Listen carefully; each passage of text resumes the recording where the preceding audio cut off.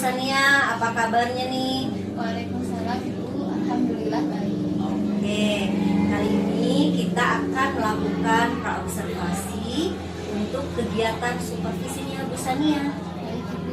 Oke, nah sebelumnya nih saya informasikan terlebih dahulu bahwa kegiatan ini sebenarnya bertujuan untuk pengembangan diri dari Ibu Sania sendiri, ya. Gitu. Baik Ibu. Sebagaimana tujuan dari supervisi.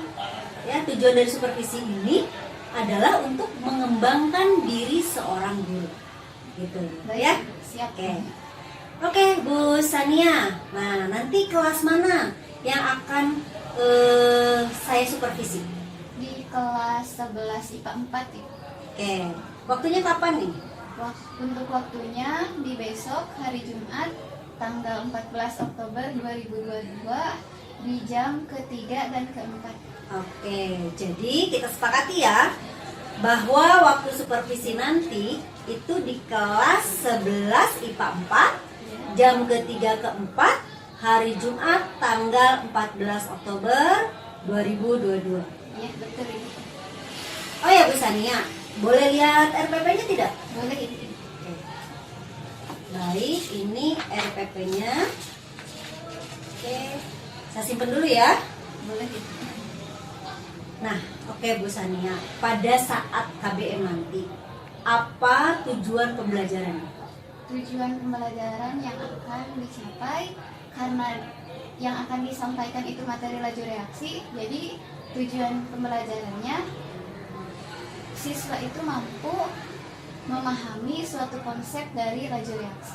Oke, jadi tujuan pembelajarannya siswa dapat memahami konsep laju reaksi. Iya, Oke. betul. Nah, nanti bagian area pengembangan apa yang harus saya amati? Karena nanti ketika pembelajaran akan dilakukan secara diskusi, jadi area pengembangannya dari segi keterampilan komunikasi, kemudian bernalar, berpikir kritis, dan kolaborasi. Oke, jadi nanti yang akan saya amati itu keterampilan berkolaborasi, ya, berpikir kritis, dan juga keterampilan berkomunikasi. Ya.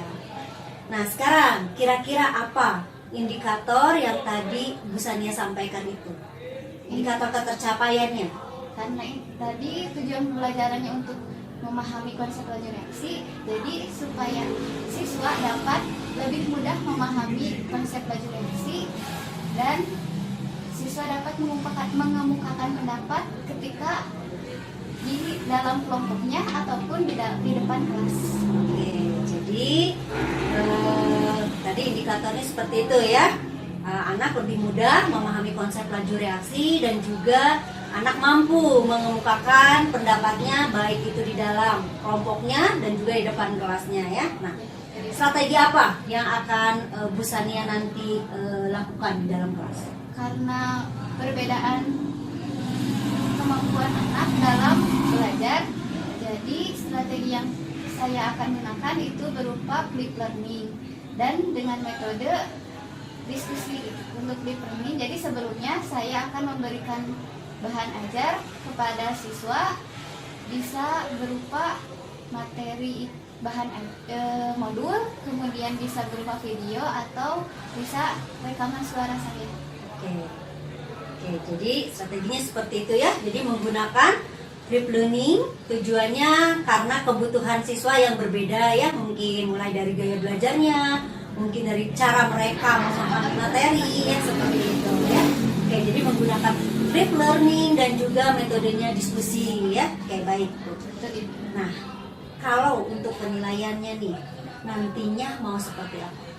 Untuk penilaiannya ketika di kelas nanti akan diberikan LKPD kelompok, kemudian setelahnya diberikan, setelah pembelajaran selesai diberikan kuis. Oke, baik. Itu penilaiannya Bu ya. Oke, Bu Sania, tadi kita sudah membicarakan mengenai tujuan pembelajaran, mengenai area pengembangan yang akan saya amati, terus bagaimana strateginya dan juga penilaian yang akan dilakukan oleh Bu Sania. Nah, apa harapan Bu Sania dari adanya supervisi ini?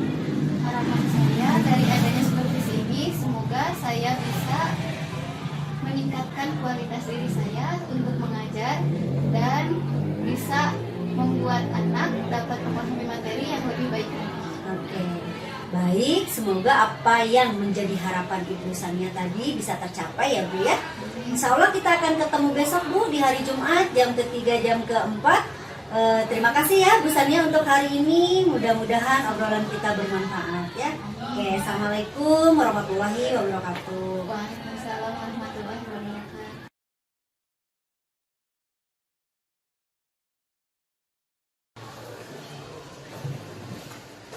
Bismillahirrahmanirrahim. Assalamualaikum warahmatullahi wabarakatuh. Waalaikumsalam warahmatullahi wabarakatuh. Apa kabarnya teman-teman? Alhamdulillah luar biasa. Allahu Akbar. Nah, sekarang kita masuk ke pembelajaran kimia. Sebelumnya, Ibu mau absen dulu ya.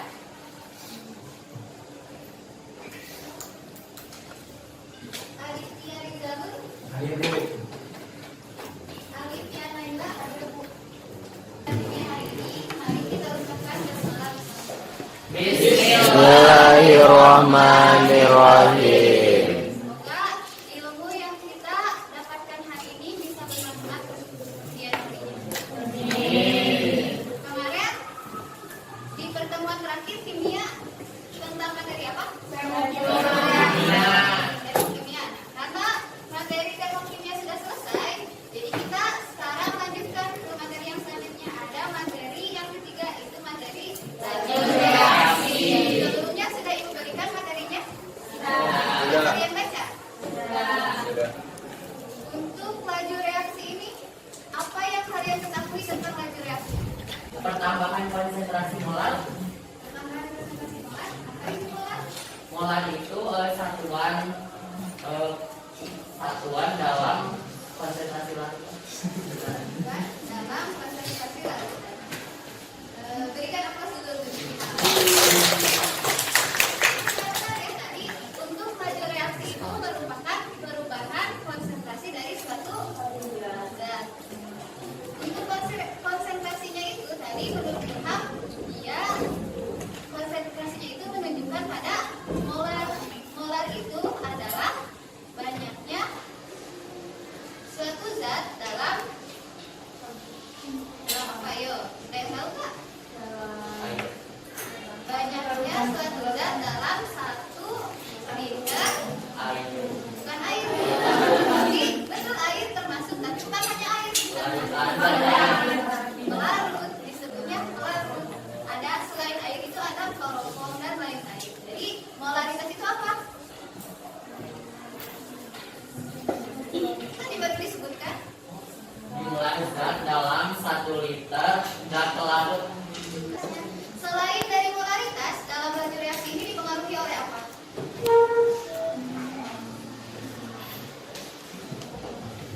Tadi kata Ilham apa laju reaksi itu? Perubahan konsentrasi molar. molar.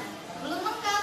Kalau dalam laju reaksi yang kalian ketahui dari dalam fisika, ada kecepatan yang dipengaruhi dengan apa? Ya, perpindahan. Dalam kecepatan itu bisa membuat suatu benda berpindah. Nah, berpindahnya itu dalam prosesnya bagaimana? Ada jarak dong. Ada Jarak. ada jarak dan ada waktu. Itu pun dalam laju reaksi ini. Yang dipengaruhi kalau tadi dalam fisika itu perubahan benda, perubahan posisi bendanya. Nah, untuk laju reaksi ini yang dipengaruhi dari konsentrasinya. Dan juga ada tadi dipengaruhi oleh waktu. Jadi yang lengkapnya untuk pengertian dari laju reaksi itu perubahan konsentrasi suatu zat dalam satuan waktu.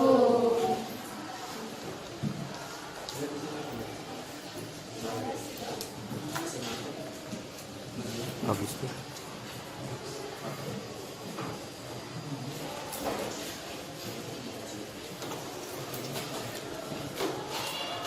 Sebelumnya udah Ibu share LHPD-nya? Sudah.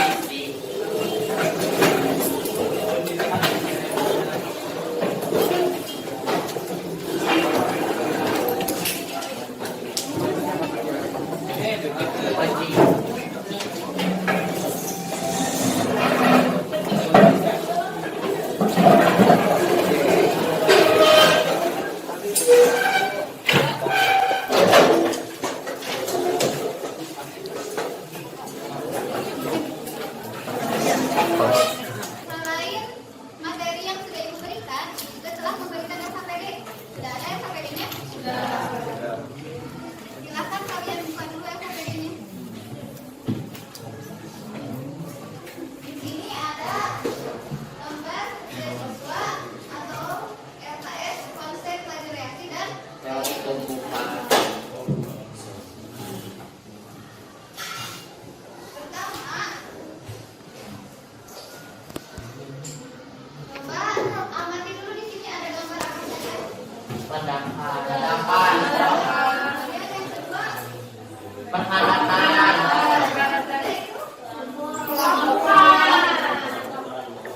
apa hubungannya dengan laju reaksi dari ketiga gambar tersebut?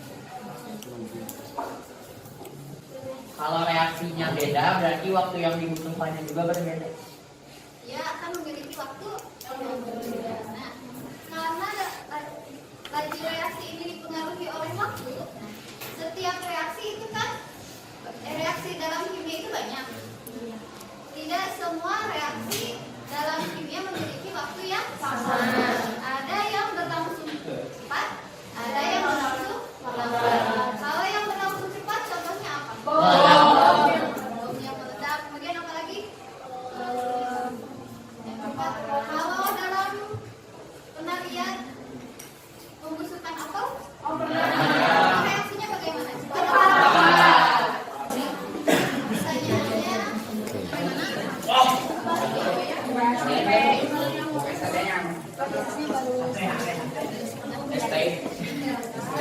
Nanti setelah hipotesis langsung mendatang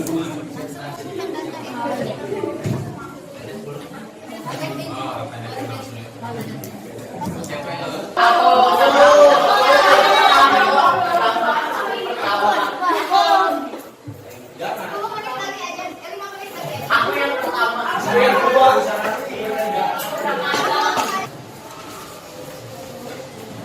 Assalamualaikum warahmatullahi wabarakatuh. Waalaikumsalam warahmatullahi wabarakatuh. Sebelumnya itu memperkenalkan, nama saya Sweta dan ini rekan-rekan saya yang akan mempresentasikan. Saya Dena, saya Niko, saya Alif. Di sini kami akan mempresentasikan hasil rumusan hipotesis kami. Yang pertama pertanyaannya itu apa yang dimaksud dengan laju reaksi? Jadi laju reaksi adalah perubahan konsentrasi reaktan atau produk per unit waktunya. Dan dilanjut oleh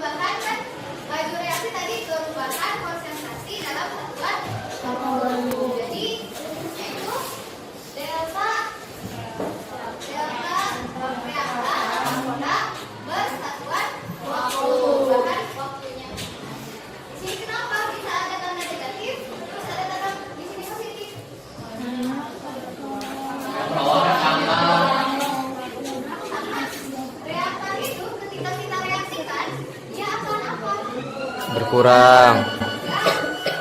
Sehingga di sana lajunya itu akan negatif. Untuk produk ketika direaksikan akan naik, konsentrasinya akan bagaimana? Bertambah, sehingga tandanya positif. Sampai sana dulu ada yang ditanyakan? Untuk LHPD-nya Ibu tunggu paling lambat sampai hari ini ya. Dikumpulkan sampai hari ini pulang sekolah. Kan sudah diselesaikan apa? Kalau tidak usah ditulis di buku aja ditulis jawabannya. Jawabannya ditulis di buku, baru nanti dikumpulkan satu kelompok, satu lembar jawaban. Ada yang ditanyakan lagi? Tidak ada. Kalau tidak ada, karena waktunya sudah habis, kita ucapkan dulu hamdalah bersama-sama untuk menutup pembelajaran hari ini. Alhamdulillahirabbil alamin. Terima kasih atas perhatiannya, Ibu. Oh iya, untuk materi selanjutnya masih di materi laju reaksi, yaitu mengenai persamaan laju reaksi. Nanti ada tentang orde reaksi dan lain-lain. Baik, kalau begitu, Ibu tutup. Wabillahi taufiq wal hidayah. Wassalamualaikum warahmatullahi wabarakatuh. Waalaikumsalam warahmatullahi wabarakatuh. Terima kasih.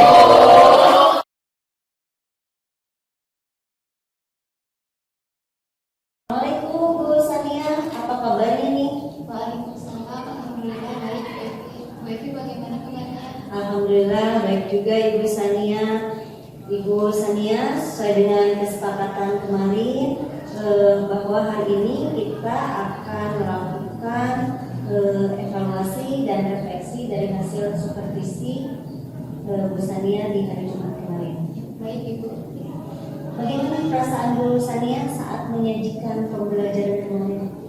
Alhamdulillah kemarin merasa lega karena proses pembelajaran dapat dilaksanakan dengan baik. Namun meskipun banyak siswa yang aktif dalam berkomunikasi dan berkolaborasi, tetap saja ada siswa yang tidak melakukan diskusi di dalam kelompok. Begitu ya Bu ya. Jadi harapan Ibu sebaiknya seperti apa? Harapan saya seluruh siswa, tidak seluruh, sebagian besar siswa bisa melaksanakan proses diskusi dengan baik. Jadi ketika Ibu melakukan proses pembelajaran itu, seluruh siswa dapat melaksanakan diskusi dengan baik. Oke, baik ya. Nah, menurut Ibu apakah proses pembelajaran yang Ibu lakukan itu sesuai dengan yang Ibu rencanakan? Untuk proses pembelajaran kemarin alhamdulillah sudah sesuai dengan yang saya susun. Namun ya begitu Ibu, ada beberapa yang tidak terlaksana karena waktu yang tidak mencukupi. Gitu ya. Jadi ada beberapa pembelajaran tersebut yang tidak dalam pembelajaran tersebut yang tidak bisa terlaksana. Artinya di situ ada ketidakpuasan. Menurut Ibu dalam proses pembelajaran ini apa yang menurut Ibu puas dan tidak puas? Yang membuat saya puas karena kemarin proses diskusinya itu berjalan walaupun ada siswa yang tidak melakukan diskusi, namun ya sudah sebagian besar, kemungkinan 80%-an siswa melakukan diskusi. Namun ya yang saya tidak puas karena proses evaluasi atau kuis tidak dapat dilaksanakan karena waktunya tidak cukup. Gitu. Nah, terus berdasarkan hasil pengamatan Ibu kemarin, bagaimana pencapaian dari kompetensi siswa sendiri? Kemarin kompetensi yang ingin dicapai itu berupa kompetensi kolaborasi, kemudian berpikir kritis dan komunikatif. Nah, kemarin hasil dari LKPD dan juga presentasi ke depan menurut saya sudah cukup berhasil. Sudah cukup baik. menggambarkan sesuai dengan harapan Ibu begitu. Oke, baik. Oke. Nah, terus berdasarkan pengamatan Ibu juga, apa yang menjadikan kesulitan yang dihadapi oleh siswa dalam proses pembelajaran ini? Karena mungkin materi yang baru dari laju reaksi, kemudian siswa mungkin sebelumnya kan sudah diberikan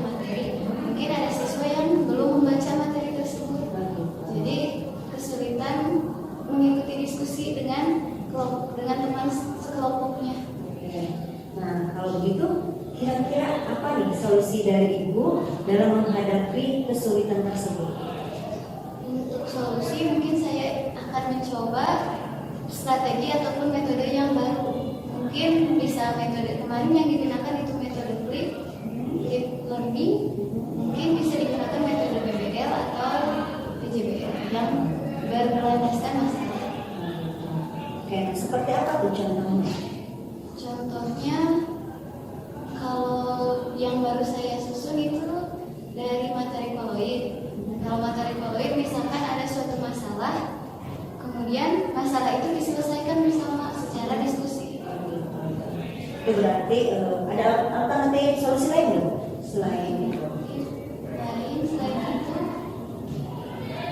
mungkin siswa diajak berdiskusi, lebih diberikan sebelum berdiskusi diberikan pertanyaan yang lebih mudah dipahami dan dapat menjurus kepada materi yang akan dicapai, kepada tujuan pembelajaran yang akan dicapai. Oke. Nah, apa ya hal-hal yang Ibu rasakan kemarin saat dilakukan supervisi? Ketika dilakukan supervisi, saya merasa tertantang, ingin memperbaiki diri ketika proses mengajar dan belajar, dan juga saya merasa memiliki teman untuk berdiskusi ketika ada permasalahan di dalam kelas. Ya.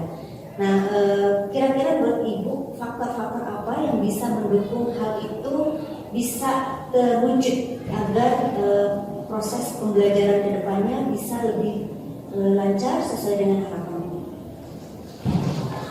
Faktor pendukung mungkin dari bahan ajar yang disediakan atau berupa media yang bervariatif, misalkan PowerPoint,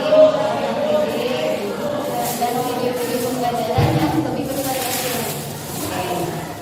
Tadi Ibu sudah membuat aplikasi ya untuk istilahnya agar murid itu bisa lebih paham lagi gitu ya. Nah, kira-kira mulai kapan rencana tersebut Ibu laksanakan? Insya Allah rencananya di pertemuan selanjutnya ini bukan. Oke, di pertemuan selanjutnya ya Bu ya. Oke, nah berarti pertemuan selanjutnya kita mungkin bisa ngobrol lagi ya Bu ya untuk mengetahui perkembangannya bagaimana setelah Ibu di awal menggunakan strategi deep learning, kemudian Ibu cari alternatif solusi dengan strategi lain. Mungkin saya juga ingin mengetahui ya Bu ya perkembangannya seperti apa. Oke, baik Bu Sania, mungkin saya rasa cukup ya.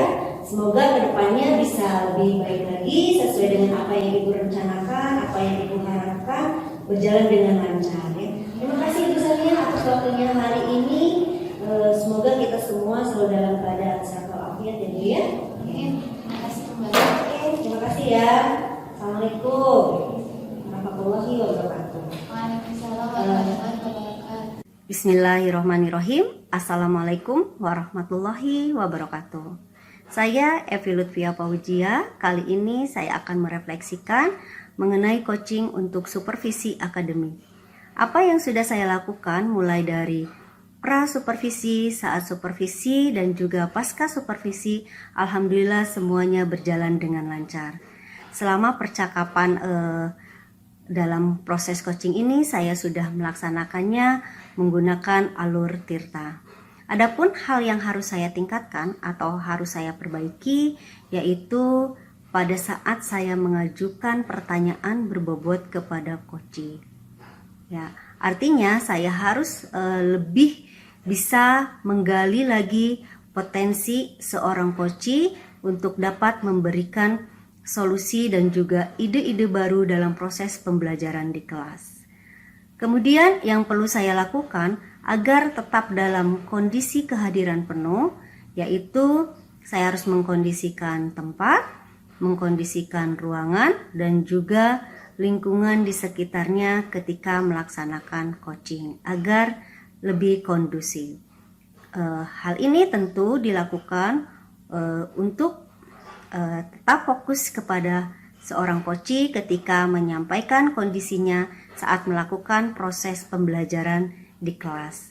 Kemudian tidak melakukan hal-hal yang dapat mengganggu aktivitas seorang coach. Lalu yang perlu saya lakukan untuk memperbaiki atau untuk meningkatkan keterampilan coaching saya, yang pertama saya akan banyak mempelajari melalui video-video pembelajaran mengenai coaching. Kemudian yang kedua juga saya akan melakukan praktik, baik itu untuk latihan ataupun untuk proses yang sesungguhnya. Demikian refleksi yang bisa saya lakukan untuk coaching supervisi akademik ini. Mudah-mudahan kedepannya saya bisa lebih baik lagi. Terima kasih. Wassalamualaikum warahmatullahi wabarakatuh.